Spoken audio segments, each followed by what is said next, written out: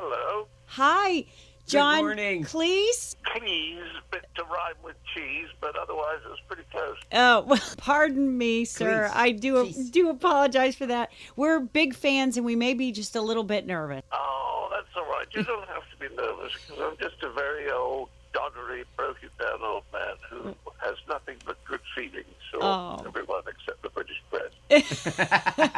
I am just thrilled to chat with you. You have been such a big part of pop culture in, my life personally, and of course in the whole country and all over the world, starting with Monty Python, of course, and then just going. Your career is just been illustrious, and what an honor to have you. I think we could cut this short. Just say I am an extraordinary person. Yes, there we go. Perfect. You're an extraordinary person. I won't go on and on, but I do have a few questions. I'm just so curious about so many things. You're brilliant. You're brilliant. I am brilliant. I'm breathtakingly brilliant, and I compliment you on your good noticing that. And a tall drink of water as well. Let's not forget the handsomeness. Oh, yes. Well, that too. Right, that too. Well, who has been your favorite female co-star? Oh, I got on terribly well with Jamie on Fish Called Wanda. That was a very happy one. I love working with Jodie Horn on the Out of Towners with Steve Martin. That was great fun. I would like to have worked with her again. In fact, she was talking about a project in India that never came to anything. Who else? Michael Palin. A lot of people don't realize that Michael is in fact female. Wonderful. And I can't think of anyone else. Well, I definitely felt and saw the chemistry with Jamie Lee Curtis, so it sort of like makes sense that you said that for me, because you guys. She's got a wonderful sense of humor, wonderful, and she's playful and ironic and great company. But actually, I've just been making a new TV series called Hold the Sunset, which will be on American television in a few months. I was working with a lovely English actress called Alison Steadman, and she's just marvelous and also a particularly nice person. So I should put her on the list. So I hope people will see Hold the Sunset when it comes out, because my wife said it's the first time you've ever played yourself. And I said, well, what do you mean? She said, well, an old man who just sits around not contributing anything. Oh, my goodness.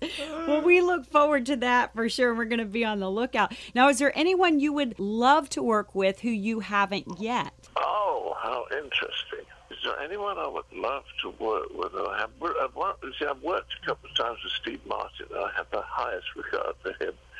But I'm not so interested in the young comedians these days, because there's things other than comedy. And as you get closer and closer to the grave, you don't particularly want to spend a few hours left watching the latest comedy sitcom. You know what I mean? Yes. There are one or two. Yeah, there's a guy called Armando Iannucci who just made a film about Stalin, who's had a stellar record back in the UK. The one I regret not working with was Mike Nichols. Mike asked me a couple of times, including as I'm in Miami, to be in Birdcage. I was asked originally to do the Robin Williams part, and I couldn't because of dates. But that's a terrible disappointment, because he was the man for me. He was the top. He was a wonderful performer, a very good writer. They didn't write so much, and of course a fantastic director and a very nice man. Tell us about tonight at the Kravis Center. What's going to happen? I have no idea. Am I appearing there tonight? Yeah. That's what we have written here, yes? Oh, well, I must have missed an email. Well, apparently I'm on stage tonight at the Kravis Center, and what they're going to do is they're going to show Monty Python the Holy Grail to lots and lots of Python fans who love that film. And then I come on stage afterwards with a local radio celebrity or something like that, who asks me a few questions, and then the audience asks me questions. I'm out there for between an hour and a quarter and an hour and a half. And it's a sort of, it's not quite stand-up, because a lot of it's based on the questions that the audience asked. But that's what I love about it, because in my old age, I get more and more bored about getting up and saying exactly the same that I said the night before. And the advantage of this format is that I get all sorts of questions. Like last time I was in Florida, a woman said, Mr. Cleese, I had a serious question. I said, all right. She said, did the Queen kill Diana? Yeah. Oh. Of course, there was this shocked silence. I was Oh my I was goodness. the only one laughing. How did you? That was your response? Well, my response initially, and then I said, well, certainly not with her bare hands.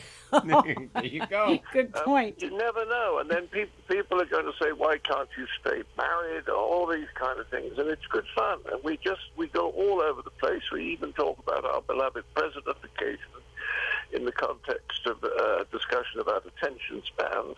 And it's a riot, actually. It's as much fun as I've ever had with my clothes on. All right. Well, it has been an honor to chat this morning. We really appreciate you taking the time. It has indeed. It has indeed. And I know tonight will be fabulous over at the Kravis Center. Thank you again for calling this morning. Thank you, darling. Thank you. Thank you so much. Nice to talk to you. You too. Bye-bye.